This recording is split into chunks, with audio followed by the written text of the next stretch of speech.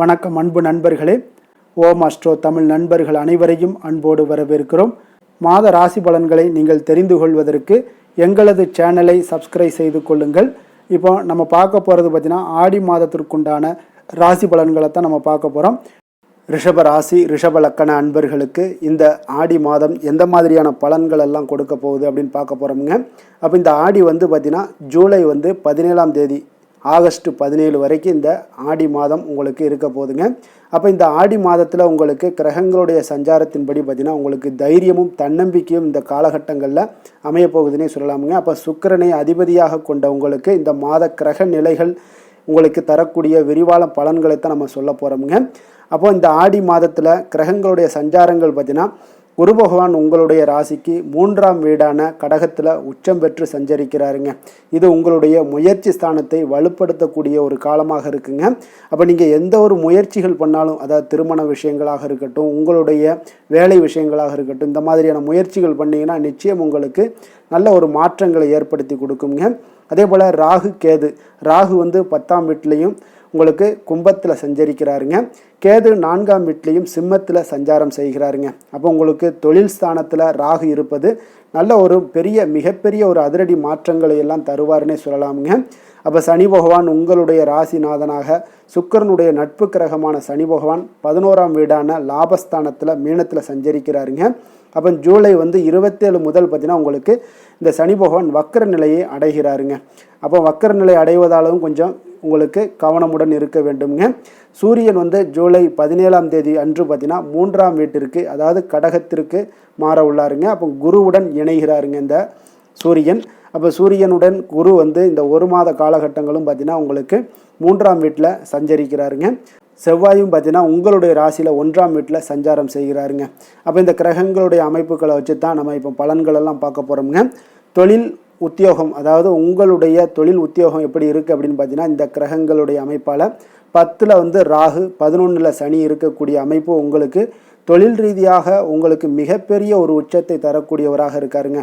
உத்தியோகத்தில் இருப்பவங்களுக்கு புதிய பொறுப்புகள், பதவி உயர்வு, சம்பள உயர்வு இதையெல்லாம் கிடைக்க வாய்ப்புகள் அதிகம் உள்ளது. அதே போல் பார்த்தீங்கன்னா உங்களுக்கு வியாபாரத்தில் புதிய வாடிக்கையாளர்கள் எல்லாம் கிடைக்கக்கூடிய ஒரு வாய்ப்பும் உண்டாகுதுங்க. கூட்டுத் தொழிலில் நல்ல லாபகரமான அமைப்பு எல்லாத்தையும் இந்த காலகட்டங்கள் ஆடி மாதத்தில் ஏற்படுத்தி கொடுக்குங்க. நிதி நிலைமை, வருமானம், இந்த மாதிரி விஷயங்கள் எல்லாம் பார்த்தீங்கன்னா உங்களுக்கு லாபஸ்தானத்தில் சனி வக்கரம் அடைந்தாலும் பார்த்தீங்கன்னா 3ல் சூரியன் மற்றும் உச்ச குருவினுடைய சேர்க்கை இருப்பதால் வருமானத்திற்கு எந்த குறையுமே இருக்காதுங்க. அதே போல் உங்களுக்கு தடைபட்டிருந்த பெரிய தொகைகள் இது எல்லாமே உங்களுடைய கைக்கு சேரக்கூடிய ஒரு காலம்னே சொல்லலாமுங்க. அப்போ பங்குச்சந்தை, கமிஷன் போன்ற வழிகளில் நீங்கள் எதிர்பார்த்ததை விட நல்ல லாபங்கள் உங்களுக்கு இந்த காலகட்டங்கள் உங்களுக்கு அமைச்சு கொடுப்பாருங்க.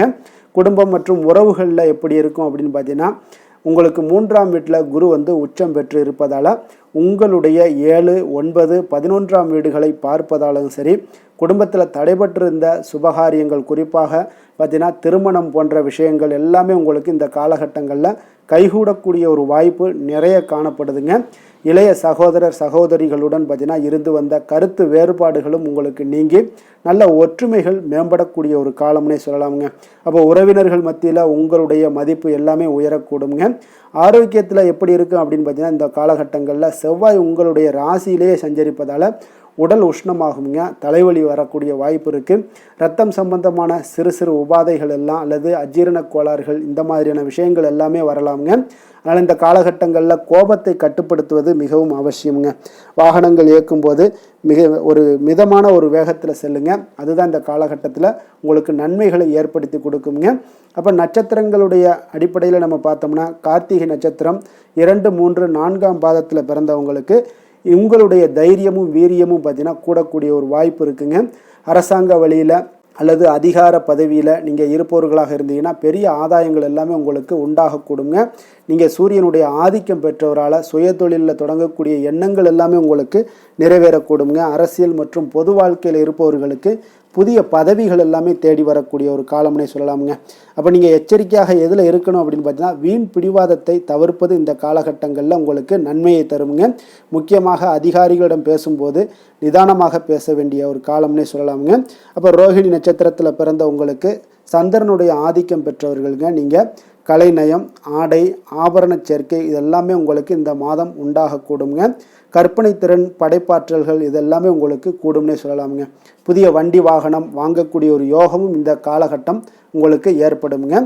கணவன் மனைவிக்கிடையே அந்யோன்யம் அதிகரித்து காணப்படும். நீண்ட நாள் ஆசைகள் எல்லாமே இந்த மாதத்தில் உங்களுக்கு நிறைவேறக்கூடிய ஒரு மாதமாக இருக்குங்க. அப்போ நீங்கள் எதில் எச்சரிக்கையாக இருக்கணும் அப்படின்னு பார்த்தீங்கன்னா, உங்களுக்கு மனக்குழப்பத்தை தவிர்த்து தீர்க்கமான முடிவுகளை எல்லாம் எடுங்க. சளி, இருமல் போன்ற நீர் சம்பந்தமான உபாதைகள் எல்லாம் வரலாம். அதில் கொஞ்சம் கவனமுடன் இருப்பது இந்த காலகட்டங்களில் நல்லதுங்க. மிருகசீரிடம் நட்சத்திரத்தில் பிறந்த, அதாவது 1, 2ஆம் பாதத்தில் பிறந்த செவ்வாயினுடைய ஆதிக்கம் பெற்ற நபர்கள் பார்த்தீங்கன்னா, இந்த நிலம், வீடு, சொத்து சம்பந்தமான முதலீடுகளில் மிகப்பெரிய ஒரு லாபத்தை இந்த மாதம் உங்களுக்கு காண்பீங்க. அப்போ பூர்வீக சொத்துக்களில் உங்களுக்கு சிக்கல்லாம் பார்த்தீங்கன்னா சுமூகமாக முடியக்கூடுங்க. அப்போ புதிய வருமான வழிகள் எல்லாமே உங்களுக்கு ஏற்பட காண்பீங்க. கடன்களை அடைப்பதற்குண்டான ஒரு சூழல் எல்லாமே உங்களுக்கு சாதகமாக உண்டாகுதுங்க. அப்போ நீங்கள் எதில் எச்சரிக்கையாக இருக்கணும் அப்படின்னு பார்த்தீங்கன்னா, மிருகசீரியஸ்காரர்கள் ராசி மற்றும் நட்சத்திர நாதனான செவ்வாயினுடைய தாக்கத்தால் முன்கோபங்கள் உங்களுக்கு வரலாமுங்க. கணவன் மனைவிக்கிடையே தேவையற்ற வாக்குவாதங்களை நீங்கள் தவிர்த்தினாலே போதும். இந்த காலங்கள், இந்த 1 மாத காலங்கள் உங்களுக்கு மிகச்சிறப்பாக அமையுங்க. அப்போ இந்த ஆடி மாதத்தில் நீங்கள் எளிய பரிகாரம்னு ஏதாவது செய்யணும்னு நினச்சிங்கன்னா, மன அமைதி, ஆரோக்கியத்திற்கு செவ்வாய்க்கிழமைகளில் முருகப்பெருமானுக்கு செவ்வரளி மலர் சாத்தி நெய் தீபம் ஏற்றி வழிபடுவது மிக மிக நல்லதுங்க. சுபகாரியங்கள்லாம் தடையின்றி நடக்கணும் அப்படின்னு நினச்சிங்கன்னா, உங்களுக்கு வெள்ளிக்கிழமைகளில் மகாலட்சுமி அல்லது துர்க்கை அம்மனுக்கு அர்ச்சனை செய்து வழிபடுவது உங்களுடைய பொருளாதார வளர்ச்சியை இன்னும் மேலும் அதிகரிக்கக்கூடிய ஒரு வாய்ப்பை ஏற்படுத்தி கொடுக்குங்க. ரிஷப ராசிக்கு நன்மை செய்யும் ஹோரை பலன்கள்னு பார்த்தீங்கன்னா, சந்திரன், புதன், குரு, சுக்கிர ஹோரைகள் இவர்களுக்கு அதிக நன்மைகளை கொடுப்பாருங்க. குரு மற்றும் சுக்கிர ஹோரையில் நீங்கள் சுப நிகழ்ச்சிகளை ஆரம்பிப்பது உங்களுக்கு அதிக அனுகூலத்தை கொடுக்குங்க. புதிய வீடு, மனை, வாகனம், ஆடை, அணிகலன்கள் வாங்குவதற்கு பார்த்தீங்கன்னா நீங்கள் சுக்கிர ஹோரையை பயன்படுத்துங்க. உங்களுக்கு அதிக நன்மைகளை கொடுப்பாருங்க. ஆரோக்கியம் சம்பந்தமான பிரச்சனைகளுக்கு நீங்கள் சுக்கிர ஹோரையில் நீங்கள் மருந்து மாத்திரை சாப்பிட்டீங்கன்னா மிக சீக்கிரமே உங்களுக்கு நோய்கள் எல்லாம் குணமடைய காண்பீங்க. கருணையும் இரக்கமும் அதிகமாக கொண்ட ரிஷபராசி அன்பர்களுக்கு பார்த்தீங்கன்னா, உங்களுடைய ராசிநாதனாக சுக்கிர பகவான் இருக்காருங்க. இதனால் நீங்கள் பெருமாள் கோவில் சென்று மகாலட்சுமியை வணங்குவது உங்களுக்கு அதிக நன்மைகளை கொடுப்பாருங்க. இப்போ மகாலட்சுமிக்கு வாசனை பூக்களாலும் குங்குமத்தாலும் நீங்கள் அர்ச்சனை செய்து வாங்க. உங்களுக்கு உங்களுடைய மனம் நிம்மதி மற்றும் வீட்டில் செல்வம் பெருகக்கூடும். மேலும் தினசரி குலதெய்வ வழிபாடெல்லாம் செய்து வந்தீங்கன்னா அனைத்து விதமான கஷ்டங்கள் எல்லாம் தீருங்க. மனமகிழ்ச்சி அடைவீங்க. குடும்பத்தில் பார்த்தீங்கன்னா சந்தோஷம் நிறைந்து காணப்படுவீங்க. குலதெய்வ வழிபாடு மென்மேலும் உங்களுக்கு வளர்ச்சி அதிகரித்து தரக்கூடியவராக விளங்குவாருங்க.